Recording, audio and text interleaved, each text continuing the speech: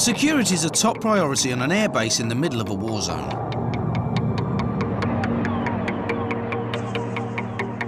A 1,000 Afghan workers come in and out every day to do jobs like cleaning. They've got to be thoroughly searched. Any one of them could be a suicide bomber. The base commander, Bob Judson's come to inspect the front gate with his entourage. Always well looked after. The Canadian forces guard the main entry point, and Bob's in charge of them. This is pretty much the front line.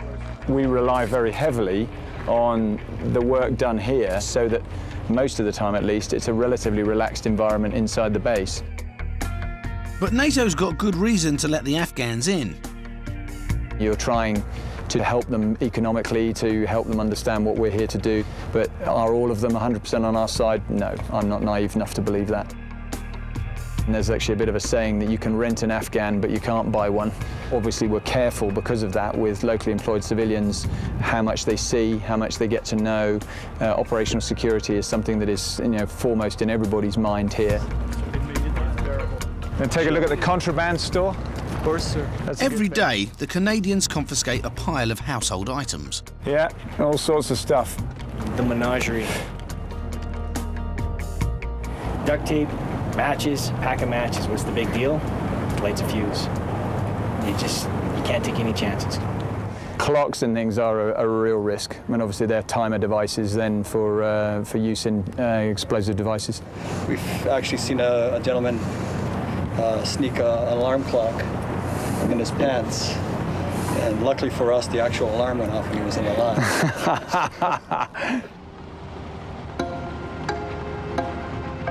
There are 1,500 foreign workers living on the base, and every so often they get a surprise visit from the British military police. Today we are searching a contractor compound in order to find any items that could be deemed prejudicial to force protection at Kandahar Airfield.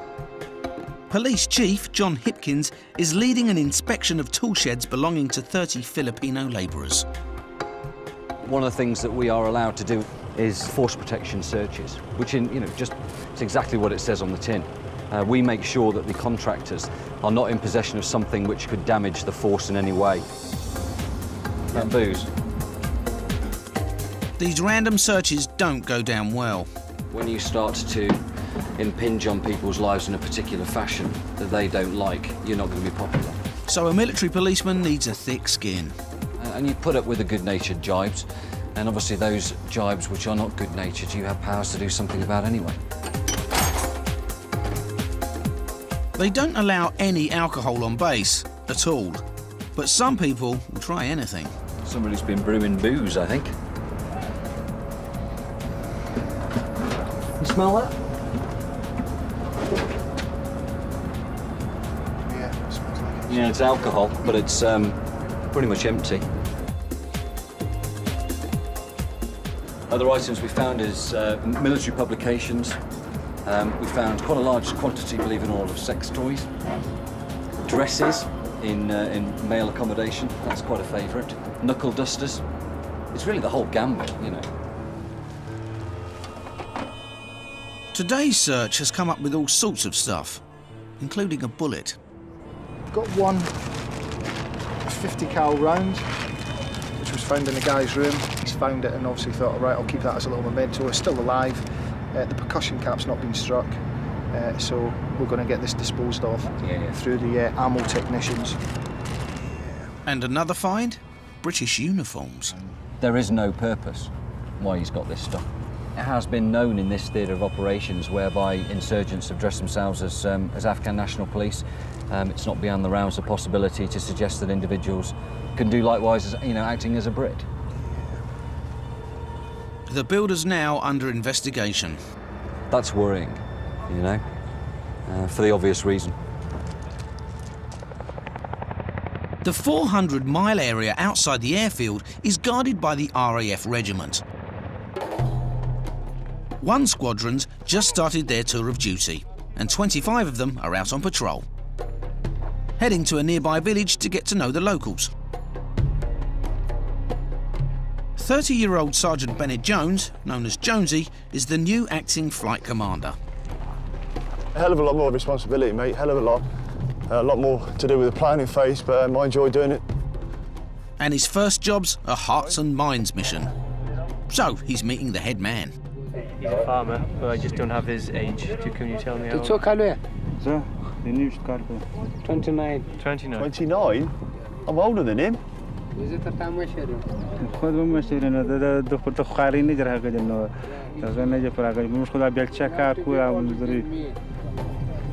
Because you didn't work hard. Well, I've had an easy life. I tell you now, mate, I ain't. Right, come on, glasses, crack on. It's new recruit Nathan Chuls's first time abroad. It makes you think that your house at home ain't that really that bad. Even if it is just a fucking one-bedroom flat or whatever it is. Look what these people live in. It's fucking horrendous. Does make you think. No electricity or nothing, mate. You'd be lucky if they got a well in the village.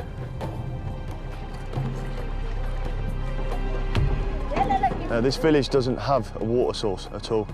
The only way they get water into the village is basically breaking irrigation channels through a water source to here. Jonesy's going to make the head man an offer. What I would like him to do for me is show me the best place where the well would be placed for his people. In exchange for a well, the regiment wants something in return. It's all to do with hearts and minds. Obviously, if we do stuff like that, if they see people operating in the area that shouldn't be in the area, what normally happens, and that's happened in the past, which has helped us out massively, is they will phone what we call the watchkeeper, which will then sort of send a call sign into that area to obviously find these people and deal with them in the appropriate manner. Jonesy starts the plans for the well, and the lads get some freebies to add to their rations. Pomegranates.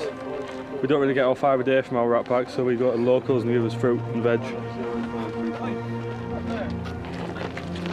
See this? Okay.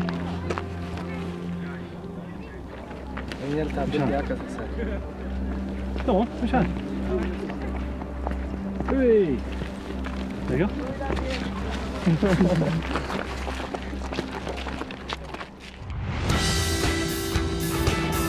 It's helicopter heaven at Kandahar. There are 12 different types, including the US Marines Cobra gunship, the Royal Navy's Lynx, and the Army's deadly Apache. But it's the RAF's Chinook that's the lifeline to the troops in Helmand province. At 30 metres long and weighing nearly 12 tonnes, it has a top speed of almost 200 miles per hour, faster than any other helicopter in Afghanistan. Not only that, its lifting power's legendary, making it the heavyweight champion of the sky. The Chinook has synchronised counter-rotating blades.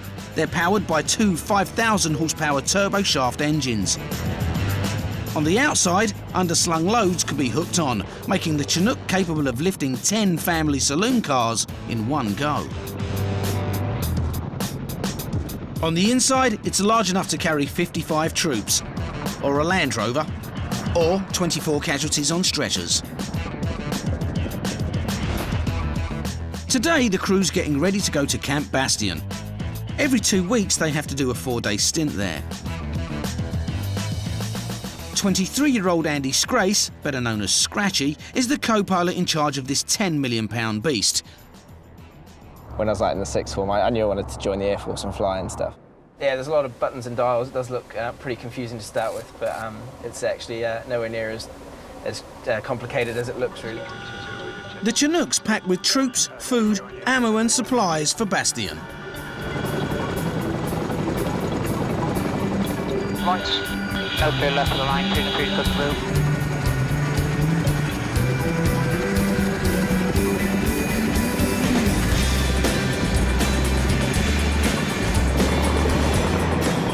A lot of people think it's big and lumbering, but you can really throw it around. Yeah, it's awesome to fly. The Chinook's an American helicopter that's been around for 50 years. It first saw action in Vietnam. The RAF used it in Northern Ireland and then the Falklands. And it's been their workhorse ever since.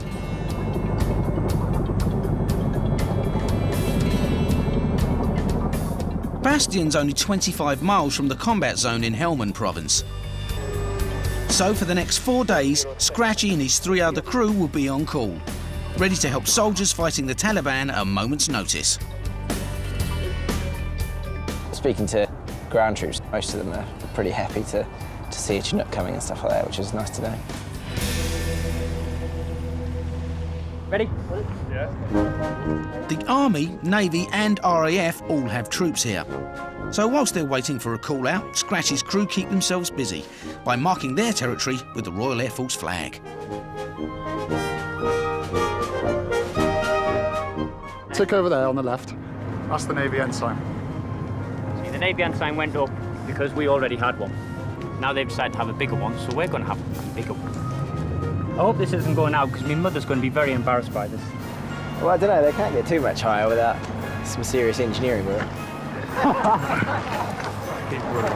You know what, that's just so not going to work in a strong wind. It's fine. You're fine. Until we get a strong wind, it can stay up. We're quite lucky, we've got a really good bunch of pilots and a good bunch of crewmen. Yeah, it's good. It's going to go on and on this then. It's going to get higher, ours is going to get higher until it ends in tears, I think.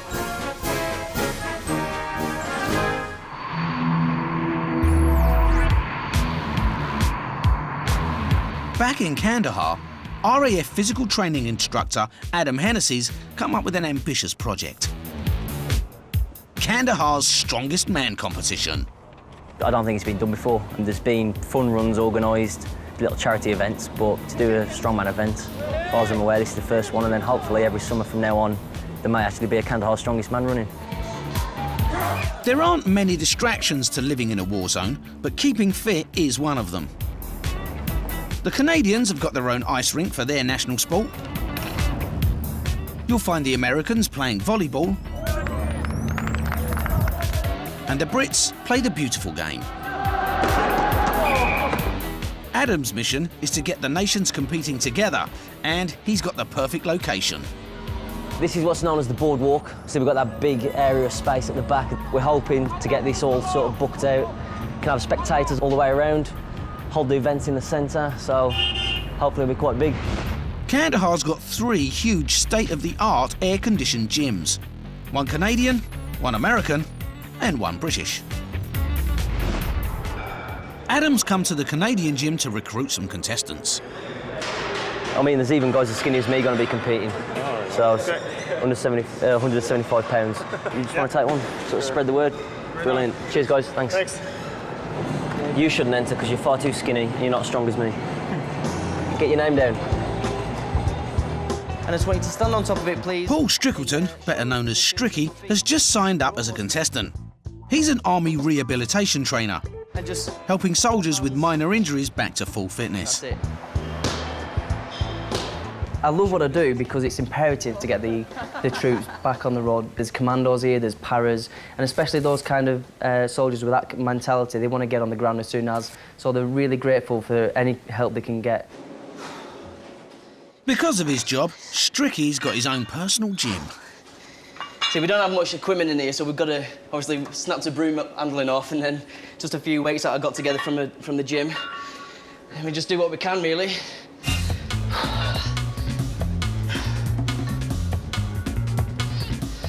Hopefully my training regime will pay off. Hopefully I'll come first. Well, I'm pretty certain I'll come first. I've got to. I absolutely got to. Right. It's all nationalities, so there's quite a lot at stake. People just see this event as a morale booster, which it is, clearly. But there's going to be a lot of competitiveness, without a doubt. They might be our close allies, but you've got to beat the Americans. Absolutely.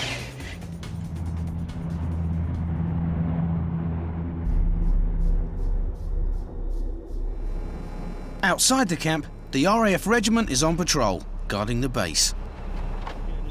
And rookie gunner Chules is kitted out for the harsh conditions. Yeah, a hell of a lot of dust, especially on top cover, because we're one of the last wagons back. The men are travelling in a convoy of 8 vehicles. There's 1 Vector that's a troop carrier, 4 Vixens that are lightly armoured Land Rovers, and protecting the convoy from the front, rear and sides are 3 heavily armed Wimics. or weapons-mounted installation kits. Top cover's provided by the rear gunner, operating a 50 caliber heavy machine gun, or HMG, which has the killing radius of 5 metres from over a mile away. This can be switched to a grenade machine gun that fires high explosive grenades at 340 rounds a minute. The WMIC's commander sits in the passenger seat with a 7.62mm general purpose machine gun. The convoy's biggest threat is going over roadside bombs, and they've come to their first vulnerable point, or VP. The squadron we took over from, they lost 2 lads around this area, so it's become a very important VP for us to make sure that we do it properly.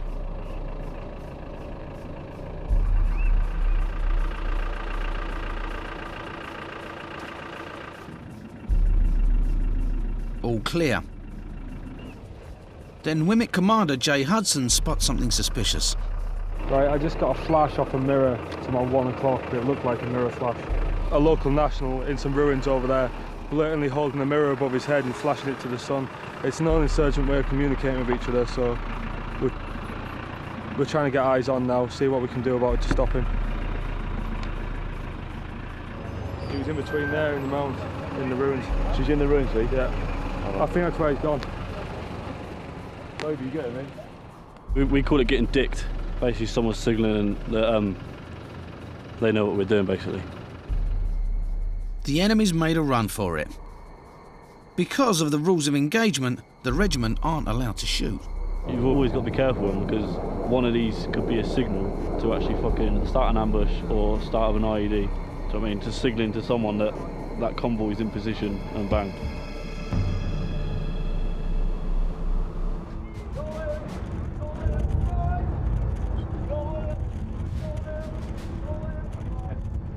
On the airbase, a sombre ceremony is being held on the runway for 3 Canadian engineers who were killed when their vehicle went over a roadside bomb 10 miles outside the base.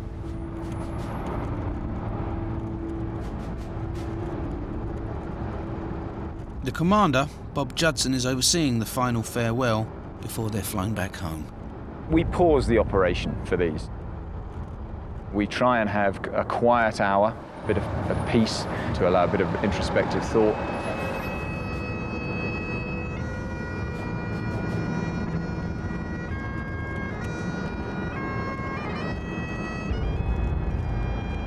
It's emotional. It's always emotional. You're literally watching these very young men generally bearing the coffins of their friends. You've got to allow the guys to grieve, and they do, and it's deeply emotional. You can't fail to be touched by that. I'd like to tell you that I've only been to 1 or 2 of these in the time I've been here. I haven't. I've lost count of the number of these ramp ceremonies I've been to. They really do bring home the realities of war, especially to those that are here on the base who don't get off the base and don't get perhaps as close to being in harm's way as many of the troops do who are out very much on the front line. They're all sad, and regrettably, you must, for the sake of your own sanity, really, you must put it behind you and move on and continue with the mission.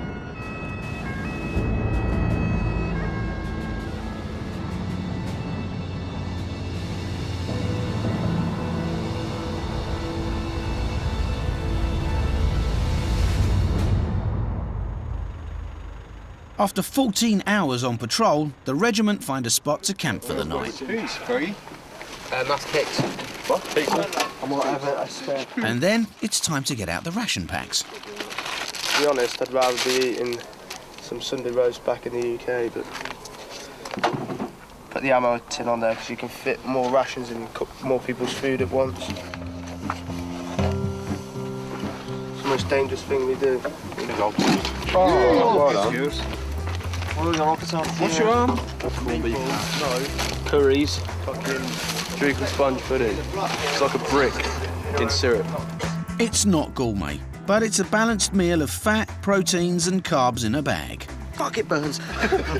Giving the lads about 5,000 calories a day. I've gone for the old steak and vegetables today. Steak and veg? It's fucking best one. You're lucky I gave that up. Big spoonful there. It's like baby food. Packed full of calories, so Keeps you going. Tastes like shit though. We got roast duck in wine sauce. After a stressful day, the soldiers of the RAF can finally relax for the first time. This is why I signed up. Top Gun, what a film. Yeah. It's Top Gun without aeroplanes. And without the gentlemen, the good-looking women everywhere. I couldn't think of it anywhere else I'd rather be. On the spot. Even their Afghan interpreter joins in the fun. And he talks to us about his family and his wife. And the Taliban actually shot his dad. Just because he works with us, with the forces. Shit. He's 19. Time to turn in. Two men stay on lookout with thermal imaging cameras. Is it hard to stay awake? It can get, yeah, but you just got to remember that if you fall asleep, then, well, that's probably when the shit will hit the fan. And the rest of the patrol get their heads down, wherever they can. People on the roof, mate.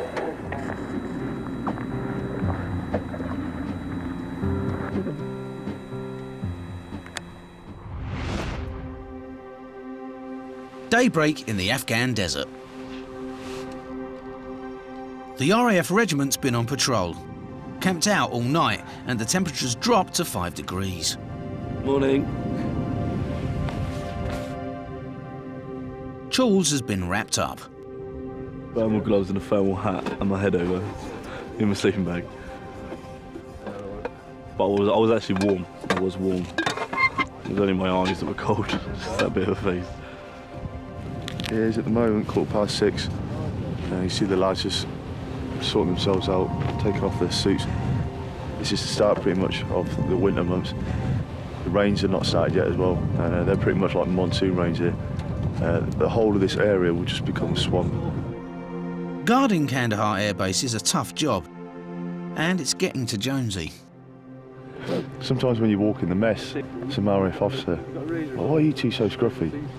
"Well, because I've just been out on the ground for 4 days, sir." And he's like, "Well, you should look neater." It's like, fuck off. You know what I mean?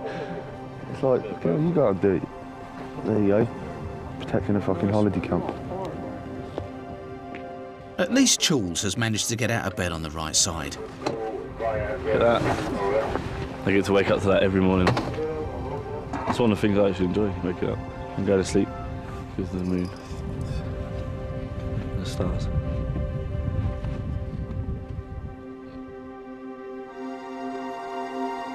They're heading back to the airbase, and there's a big day ahead.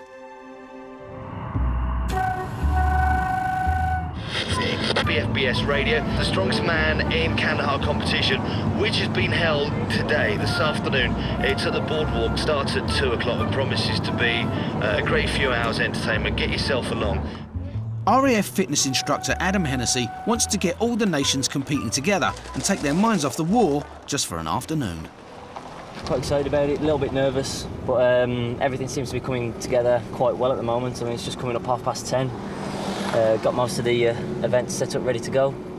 I'd love to enter, but unfortunately, because it's my idea, I have to be the one to officiate it.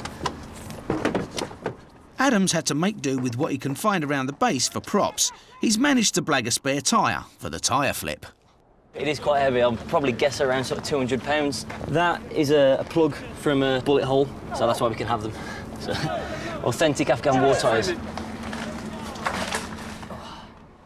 One of the favourites to win the contest is Army rehabilitation trainer Stricky, and he's just warming up. And that's it. Being the winner in Kandahar, strongest man, lightweight category, that's the one. It's run by Portuguese manager Antonio, and he's just getting used to the smell. It's like dirty socks, you know what I mean? You keep dirty socks in your room for a few days, it's gonna start smelling. Well, here, we're talking about 2,000 bags being here, you know? So the concentration of dirty clothes is just amazing. Before the laundry opened, it was all do-it-yourself. Now, everyone's allowed to get 2 bags of washing done a week for free. Dryer, it's very hot here. And when it's 50 or 60 degrees outside in the summertime, it's almost unbearable. The only thing is good is this place here is good in the wintertime. So it's like -10, so here you're quite all right. First off, every item of clothing searched, and they come up with some explosive finds. So you have here the bullet box. You know, this is when we find stuff. If this goes in the dryer, with the heat, it may blow up, and then, you know, it has no trajectory. So, you know, if you're in front of it, on the side of it, if it comes out the machine and it hits one of the workers, then, you know. The soldiers should be aware that this is fatal, and as simple as that. To get through the mountains of washing, Antonio employs a staff of 150. Christians from Kenya. Yeah, it's good money compared to back home. It's really good money. I get to learn about different cultures and make friends all over the world. We have Nepalese, we have Filipinos, we have Indians, we have Sri Lanka, and we have just a few now. We started taking people from Bangladesh. Yeah. Antonio's rightly proud of what they do. I could only imagine the guys that go on the field, you know what I mean? And they've been there for a week. But imagine you come back, you take a nice shower, and you have nice, clean clothes that's clean. So, I mean, what you do for yourself, you want to do it for the other guys. Thank you very much. That's it. It's as easy as that. Thanks a lot. The finishing touches are being made to the Strongman course. Can you all hear me at the tents? 60 competitors are signed up.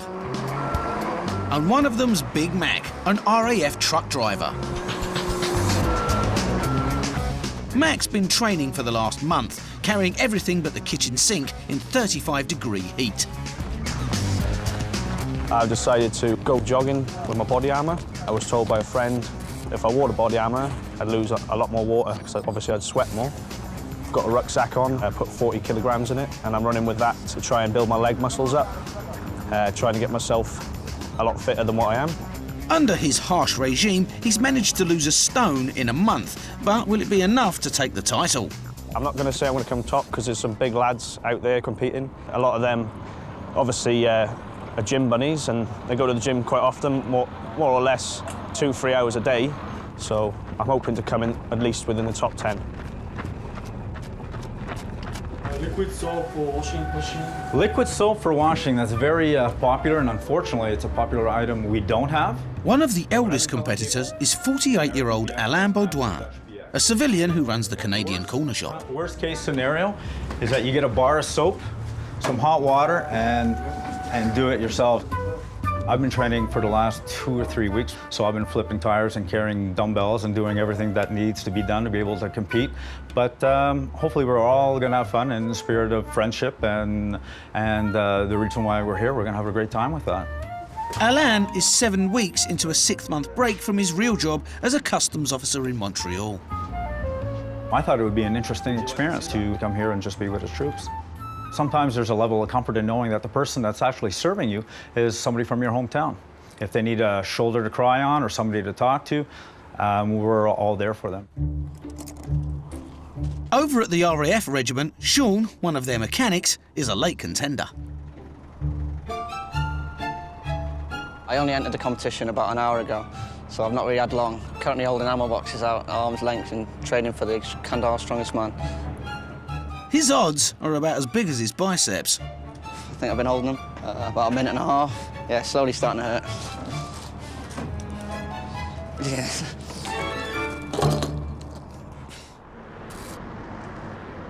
90 miles away at Bastion, the Chinook's been called to make a delivery to the combat zone. Routing south with about the 68, on this area here. 23-year-old Scratchy is the co-pilot. In a moment's notice, you've got to be in the aircraft, flashing it up and heading out to somewhere which could be potentially pretty hot. I guess all the training kicks in and you just get on with it. They're travelling from Bastion to Lashkargah, 25 miles from the camp. Their mission is to take a 2-ton communication tower to the Marine Commandos based there. We're extending up forwards. Height is good. Down 2. Angle. It's the job of Loadmaster Mike to guide the pilot onto the underslung load. Steady. Good position. Up gently. The pilots can see, good to the side and below and to the front, but they can't see anything behind them, so we do what we call voice marshalling. Height is good. Steady. Right one. We voice marshal the aircraft over the load, pick the load up. And away they go into the combat zone. You can't switch off for a second, really, because, I mean, when you're that low, you've got to keep your eyes out and keep looking ahead. And Mike's watching from behind, the Taliban aiming AK-47 rifles. That's when we're most vulnerable, certainly to small arms. It doesn't take much for someone to stick their AK in the air as you fly over the top, so you're looking out for that all the time. The Chinook's armed with two M134 six-barreled miniguns at each front side window, capable of 60 rounds per second. On the back ramp, Mike, or one of the loadies, operates an M60D machine gun.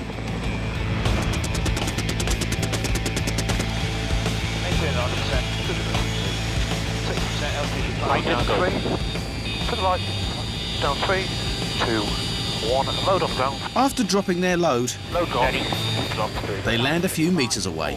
3, down 2, down 1, half wheels are on, front right are on, hold it there. You've got the heat from the engines, and you've got the downwash from the aircraft itself picking up this dust and heat, and it's just an incredible experience. Marines from 4-2 Commando are going to hitch a ride back to Bastion, and they've got a lot of kit. The Chinook is most vulnerable to attack when it's on the ground, so it's Mike's job to make sure the pickups are fast. Flapping doesn't do anyone any good. You're really controlling the whole situation. You're keeping the captain informed of how the loading's going because he can't see down the back. He's probably sat up there getting a bit twitchy about the length of time we've been sat on the ground. A couple of months ago, someone took a round through the front of the cockpit and landed about a foot away from the guy who was in the left-hand seat, so that's fairly close. As soon as you can, get the ramp up, get secure and give the clear above and behind. That's the cue to the pilot to get out of there.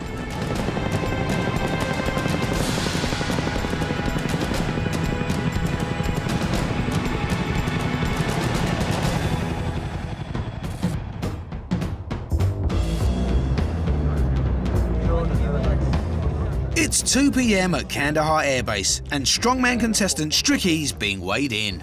I need a nervous poo big time. Nervous pee? Mate, shitting it. There and back. Well, you see, if this was baby blue and that had a bit of an eagle above it, Oh, it's yeah, Air Force whatever. PCI, you'd be able to breeze this. Loser. Come on, Strix! Have you seen my little fan base over there? And the Brits need all the support they can get, because Canadian Troy Goodfellow has just arrived. Look at the size of him.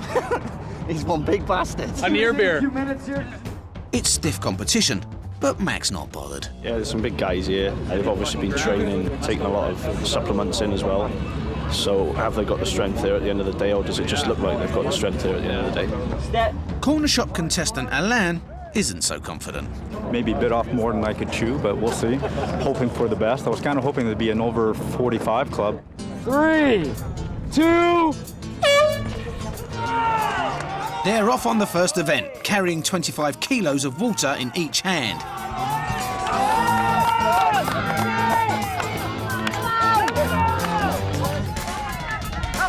Late entrant Sean's feeling the strain. Oh, that's gotta hurt. I slipped. Wasn't the best tactics, to be honest, but... Fucking hell. Yeah, I'm bollocksed. Need a fag.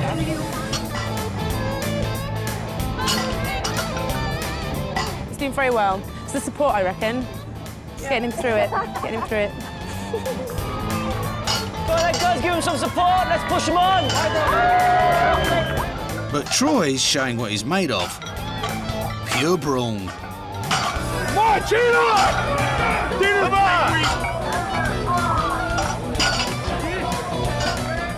Hurt my arms. Couldn't straighten his arms. Shouldn't have worn the gloves because I had no grip whatsoever.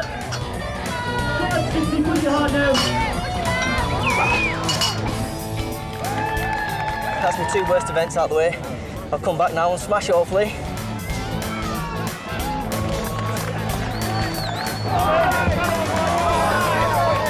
Well, to be honest, I don't think anyone's thinking of the war at the minute, so I'm achieving my job.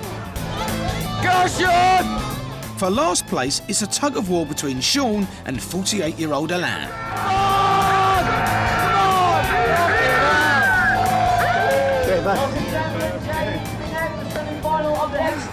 Good result.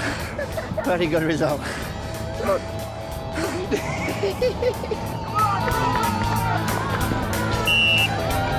No prizes for guessing the winner. Odds-on favourite, Troy. UK guys are fucking tough. And runner-up, Stricky.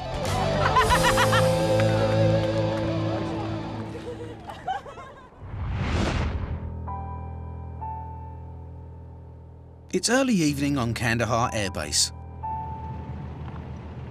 Jonesy and his lads from the RAF regiment are safely back from their 4-night mission. Right, lads, obviously you know what fucking went on there, all right? Everyone reacted fucking perfectly sound, all right?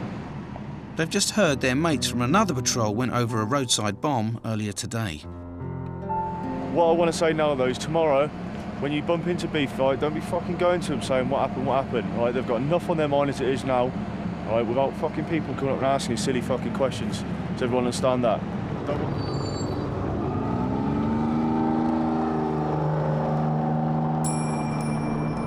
Kandahar Air Base offers a few surreal distractions to the war. And the Thai massage parlour is definitely one of them. This is all my girl over here. And they're all from Thailand, so they know what they're doing.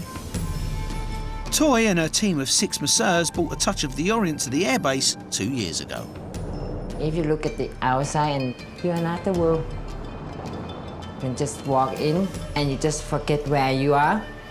The Army's strongman runner-up Stricky is in need of some muscle relief. No better day to spend my Sunday morning getting a Thai massage, I think, so just rub those aches and niggles out my body. They don't do extras, I'm afraid. Well, so I've been told. I'll ask when it's my turn in a minute. I'm only joking. But yeah, nah, I think apparently if you ask, you get bollocked, so I'm not even going to attempt it. It's like ordering a Chinese. Could I have the deep tissue massage, please?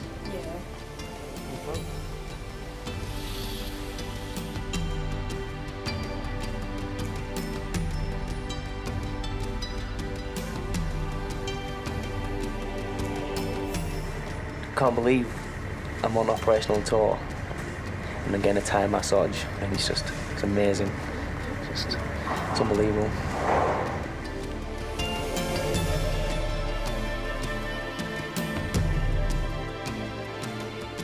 Jules and his mate Fergie have some downtime too.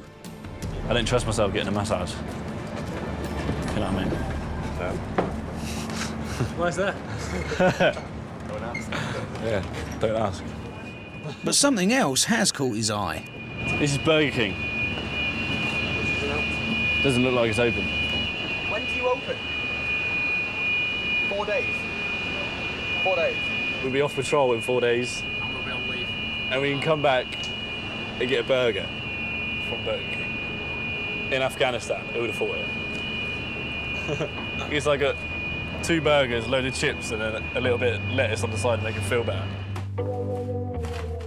Jonesy's just got mail from his fiancée who's expecting their first baby. Little pair of socks.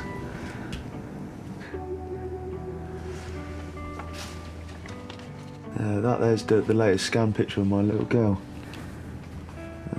It's a bit hard to obviously make out, but you know, she's there and she's always pretty cool. I count down the days now, and the closer it gets, the more excited I get. I mean, anybody that's had obviously a child probably understands the feeling of it, and especially again that I'm away, it's a bit more exciting. I'm just dying to get home.